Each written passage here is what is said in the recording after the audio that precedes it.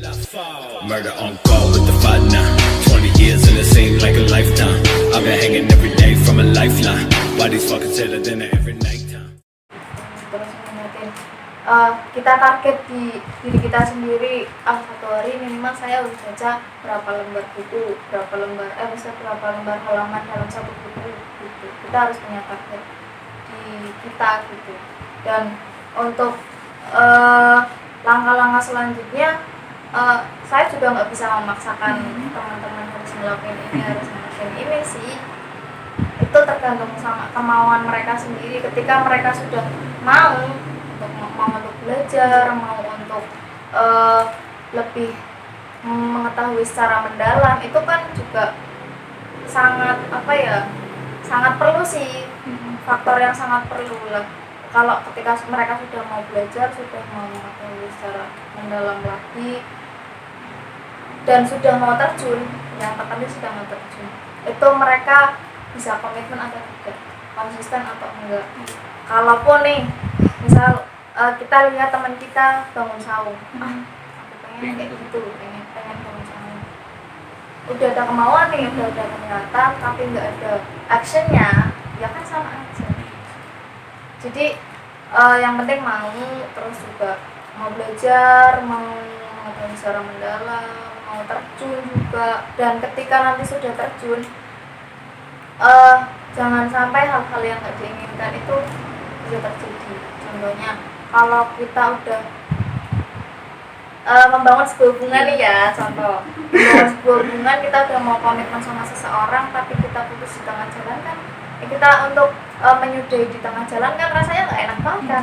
Kita udah konsisten sama dari awal kan, udah komitmen dari awal kan, putus di tengah jalan kan, ya apa sih, menurut saya itu nggak fair sama diri kita sendiri, bohong sama diri kita sendiri, berjanji sama diri kita sendiri, tapi kok melanggar, itu nggak fair sih menurut saya. Dan ketika tadi sudah terjun, mau nggak mau kita harus menghadapi apapun yang ada di situ, rintangan yang ada di situ. Pasti kan setiap orang kalau membangun apapun itu kayak menuju kesuksesan ya, itu nggak selalu berjalan mulus ya, pasti ada aja halangannya. Apalagi kita mau berbuat baik dan juga intinya share tentang kebaikan lah ya, itu kan nggak selalu mulus.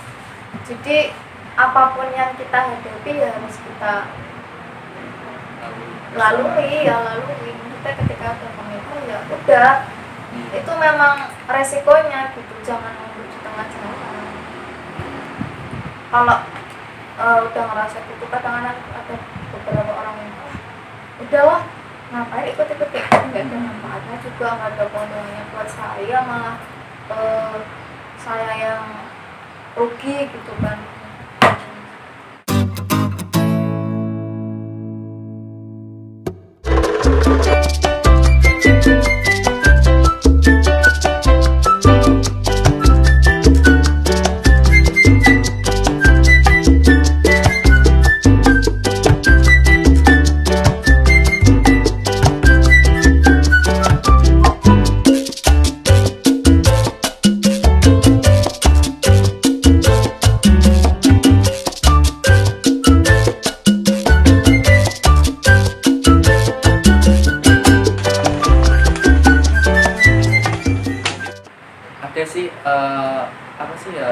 Pikiran Mbak Tika tentang kan saung kan setiap hari kan jalan gitu, otomatis kan ada pengeluaran gitu. Kadang mikir nggak sih Mbak, komunitas Mbak Tika, organisasi Mbak Tika yang di saung itu untuk meminta dana yang bisa atau sejauh ini memang belum ada. Bukan kita antipati sama pemerintah tuh enggak, cuman kita memang dari awal sudah membangun sendiri kan, terus juga berjuang sendiri. Ya apa ya, kalau kita terlalu mengandalkan orang lain itu rasanya enggak lah. Kita juga harus usaha sendiri. Kita juga sebagai generasi anak bangsa kan harus bisa kreatif, harus bisa inovatif. Gimana caranya saung tetap berdiri tanpa meminta bantuan mesti dari pemerintah, yang bukan kita sombong atau gimana menolak perintah pemerintah, itu enggak. Tapi kita lagi berusaha buat mandiri gitu loh, berusaha buat buktiin sama teman-teman juga bahwa ini loh kita itu bisa. Jadi anak muda itu harus punya karya, jadi anak muda itu harus punya inovasi yang luas, terus juga harus ada perubahan gitu. Biasanya kan kalau misal ada event-event gitu sih Mbak, kayak tadi Hari Kartini, Hari Pahlawan gitu ya Mbak, itu kan juga ada kayak kegiatan lomba-lomba gitu kan. Iya. Biasanya kan lomba-lomba kan ada kayak apa ya, dana-dana atau hadiah-hadiah gitu, itu dapatnya dari mana? Sama sih, jadi setiap event, setiap kegiatan atau mau rehab saung ya, untuk perawatan saung kita selalu minta donasi, maksudnya yang nggak minta donasi ini kolektif dari teman-teman, kira-kira yang mau menyumbang itu siapa, dari kesadaran mereka sendiri sih. Tapi alhamdulillah teman-teman banyak yang support kok, banyak yang ngasih dukungan, entah itu dari material maupun non material ataupun ya mau tenaga juga banyak yang ikut support. Dan biasanya kalau event-event itu kita nggak ada ini yang terlalu berat kayak lomba khusus makan kerupuk atau apa, itu kita enggak, jadi kita lebih mengasah kekreatifan mereka sih. Contohnya seperti kalau Hari Kartini kita ada event buat lomba menulis puisi, enggak membaca puisi, monolog, terus juga melukis, itu kita juga punya. Ya Mbak, jadi kalau misal kapan-kapan saya boleh main ke saung, Oh boleh? boleh nggak? Boleh. Kira-kira kalau misal saya ngisi di saung, ngisi apa ya Mbak? Bisa sih, iya, sama ini buat teman-teman juga ya. Iya. Ikut promosi nih di channelnya Tristan buat teman-teman yang kira-kira punya kemampuan buat ngajarin anak-anak, jadi relawan di PNS. Baca ya. Entah itu ngajarin bahasa krama, bahasa Arab, bahasa Inggris, terus baca tulis, menyanyi atau apapun itu, kita welcome banget. Alhamdulillah kita datang aja ke saung, nanti bisa lewat ke saya atau enggak lewat Tristan. Nah, kalau kita bahas lebih dalam lagi, memang jadi anak muda itu harus punya karya sih Tris. Iya. Zaman sekarang untuk tenar itu nggak perlu harus pintar. Iya. Kita manfaatkan hal ini, hal paling kecil ini aja, maksudnya kita udah bisa meraup keuntungan yang paling banyak gitu. Dan ya kalau untuk karya nggak perlu tentang materi sih, kita juga harus tidak menghasilkan lah. Uang sekarang juga di media sosial kan banyak itu tutorial cara membuat ini, terus juga membuat konten-konten yang kira-kira bermanfaat kayak Tristan ini kan termasuknya kan yang bermanfaat. Dan alhamdulillah sih sekarang ini dari Saung Baca sendiri itu masih sibuk buat launching buku atau launching buku yang pertama itu dari sini.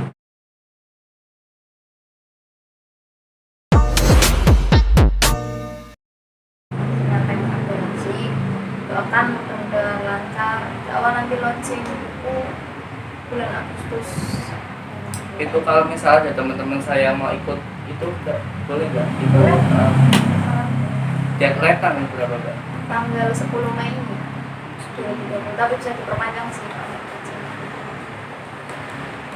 Sama itu sih, sekarang juga kan masih banyak blog-blog ya, maksudnya blog gratis tanpa kalian harus bayar pun, ya intinya tuangkan inovasi kalian, tuangkan kekreativitasan kalian di situlah.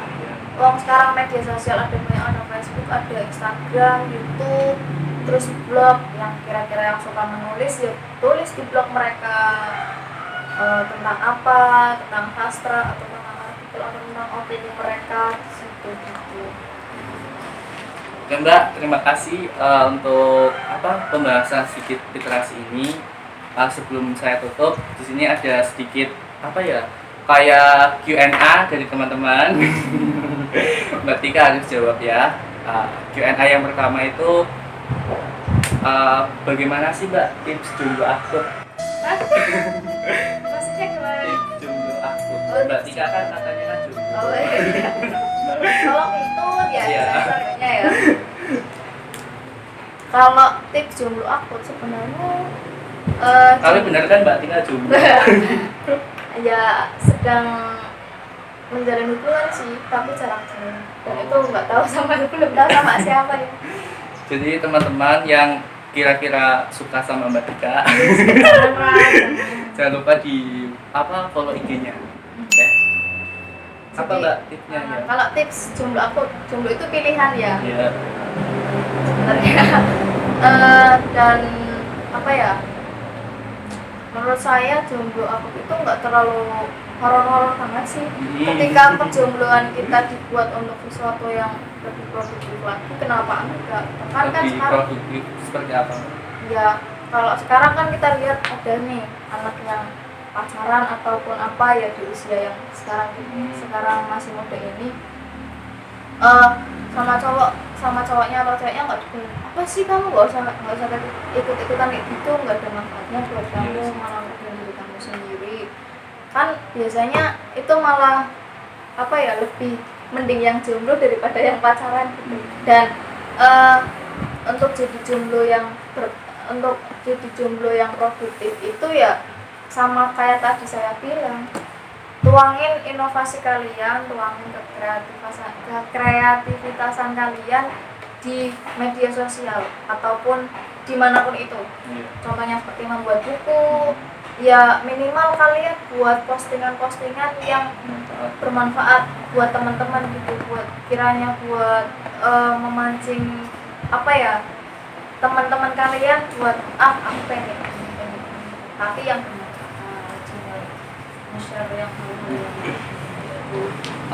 ada nggak sih Mbak Tika atau pikiran kayak gini, apa ya, aku kok sendiri terus gitu, nggak kayak teman-teman yang lain biasanya kan punya pasangan.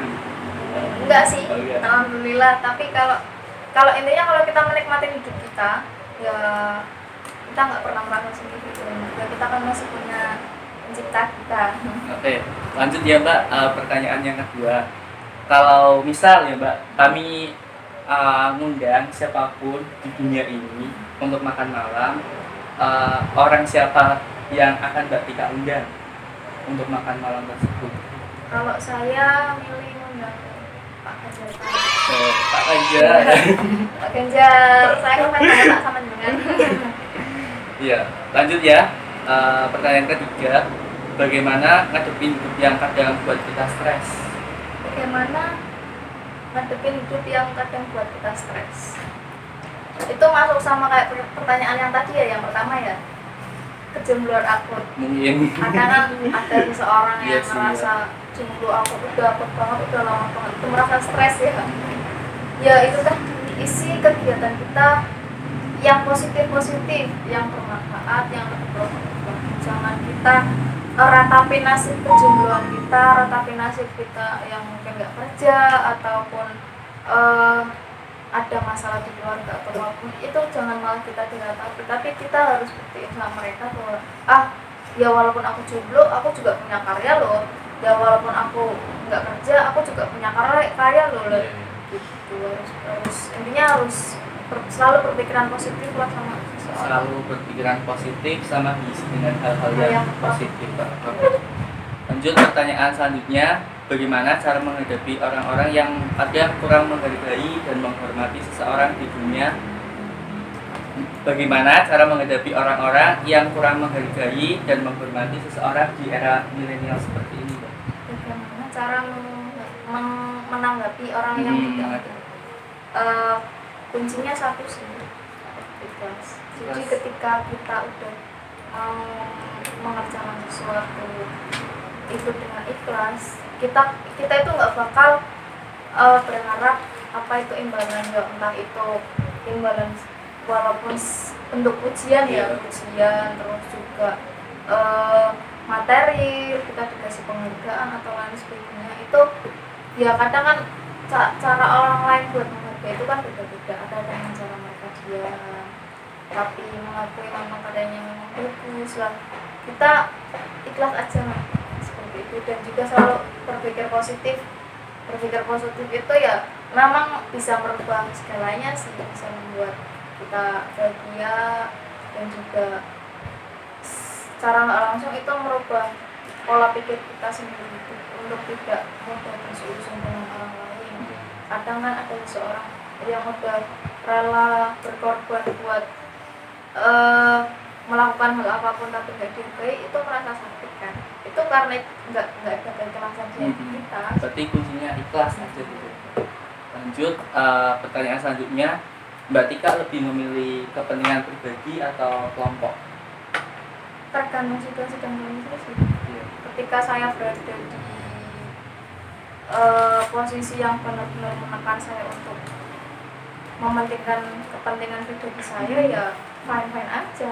Kenapa saya harus memperdulikan orang lain yang nggak peduli sama saya gitu loh? Kenapa saya harus sibuk memikirkan orang lain yang apatis? Kadang mereka juga apatis sama diri mereka sendiri gitu. Jadi ya apa salahnya kalau kita peduli sama diri kita sendiri gitu. Jadi mulai sebelum kalian mau mencintai sesuatu, sebelum kalian mau mengambil resiko untuk mencintai sesuatu ataupun memilih sesuatu, kalian lebih dulu hargai diri kalian sendiri. Terus ada lagi ini, bagaimana cara menghadapi satu wanita yang cerewet tapi penyayang? Aduh, ini apa nih maksudnya? Ya mungkin kayak pacar gitu atau gimana? Menghadapi wanita yang cerewet tapi penyayang. Cerewet tapi penyayang. Kalau cerewetnya itu buat kebaikan kita, kenapa enggak? Iya. Tapi bukan berarti cewek itu atau cowok itu overprotect sama kita, ya itu beda lagi. Cerewet itu kan bisa diartikan kalau misalkan kita melakukan hal yang kira-kira udah nggak wajar, kira-kira melanggar norma atau apapun itu, kan si cewek tadi atau cowok tadi yang cerewet itu kan paling nggak mengingatkan kita, kamu tuh jangan itu nggak. Tapi kalau misalkan mereka overprotect, beda lagi sama overprotect. Jadi mereka yang overprotective itu apa-apa itu serba dilarang. Kita mau kemana pun kamu jangan kesini kalau nggak ada aku, kamu jangan kesini kalau ini nggak penting, kamu jangan melakukan ini kalau kiranya itu nggak nguntungin buat kamu gitu. Ada lagi nih Mbak, Mbak Tika merasa bangga nggak atas semua pencapaian yang sudah dicapai selama ini? Saya kata orang tua saya, jadi orang itu jangan cepat merasa puas. Ya bukan artinya terus ya enggak, tapi ketika prestasi atau apapun itu, saya juga sebenarnya prestasinya dikit, Tris, nggak ada prestasi sama sekali mungkin dalam hidup saya, belum ada. Dan saya memang bangga sih sama diri saya sendiri sudah mau bertahan sejauh ini, lebih sama orang-orang yang di sekitar saya, orang-orang yang saya sayangi, terus juga orang tua khususnya, ya saya bangga sama diri saya sendiri. Dan semoga ke depan ya bisa lebih baik lagi, lebih positif lagi. Dan ingat ya, maksudnya sebenarnya saya bukan siapa-siapa di sini, saya cuma nemenin Tristan buat ngobrol-ngobrol perihal literasi yang saya ketahui baru sedikit banget. Itu sebenarnya ada yang lebih mahir dari saya, Tris. Cuman ya mungkin karena adanya saya di sini kepolto, jadi kayak nanti kapan-kapan bolehlah kita ngobrol-ngobrol sama teman-teman yang bisa lebih ya. tahu. Pertanyaan terakhir, Mbak Tika, buat Mbak Tika, bagaimana hal yang sempurna? Buat saya hal yang sempurna itu apa? Seperti apa? Walaupun di dunia ini nggak ada yang sempurna. Ya, kesempurnaan itu hanya dari ya kalau menurut saya hal yang sempurna itu ketika kita sudah berani menyelesaikan misi kita, apapun itu hasilnya. Ya walaupun kita misalnya kita menyelesaikan misi tapi hasilnya sesuai sama apa yang kita inginkan, itu menurut saya sudah sempurna. Karena yang terpenting dari situ kita bisa mengambil pelajarannya, prosesnya seperti apa, dan kita nggak mudah putus asa. Ya Mbak, ini terakhir ya Mbak pertanyaan dari saya. Semua. Untuk misi Mbak Tika sendiri di tahun 2020 ini apa Mbak misinya? Kalau misalnya saya ke depannya, saya pengen jujur, saya pengen jadi content writer. Content writer itu penulis konten, ya penulis konten di blog atau apapun itu. Kebetulan saya sekarang lagi merintis blog, tapi khusus untuk komunitas saya sendiri. Dan di situ memang saya buatkan tempat wadah buat teman-teman yang kira-kira mau share tentang opini mereka, tentang artikel mereka, tentang sastra, puisi, cerpen dan lain sebagainya. Itu saya buatkan wadah di situ gitu, di blog itu. Nanti blognya saya cantumkan di bawah ya. Boleh. Biar banyak yang ngeblog di situ. Dan juga ya selain pengen jadi penulis, saya juga sebenarnya pengen jadi Sisi. enggak sih, saya nggak jago main posisi terus, Iya, jadi iya. nggak bakal jadi musisi. Kritis. Lebih tepatnya ya memang pengen jadi penulis aja sih. Oke guys, sebelum saya tutup, bagaimana Mbak Tika ada sedikit kata-kata buat closing? Closing statement ya. Ya. Kalau dari saya sih sedikit aja, hilangkan rasa apatis. Apatis apa sih Mbak? Kalau apatis, Barangkali ada yang nggak tahu. apatis itu sikap acuh kita, sikap gak peduli kita sama sesuatu. Jadi ketika ada sesuatu hal yang kira-kira memang perlu kita respon, tapi kita acuh, itu kan memang nggak baik ya. Jadi hilangnya rasa keegoisan kita, hilangnya rasa apatis kita untuk tidak peduli. Jadi mari kita rangkul bersama teman-teman yang nggak suka baca tulis, malah jangan dijauhi, dan sering-sering kita ajak diskusi. Itu sih, itu aja. Ya. Ini hilangkan rasa apatis, sikapi dengan kritis. Oke. Oke guys, mungkin cukup sekian ngobrol-ngobrol sama Mbak Tika-nya. Jangan lupa yang belum subscribe. Oke. Saya tutup. Salam literasi ya Mbak. Salam literasi.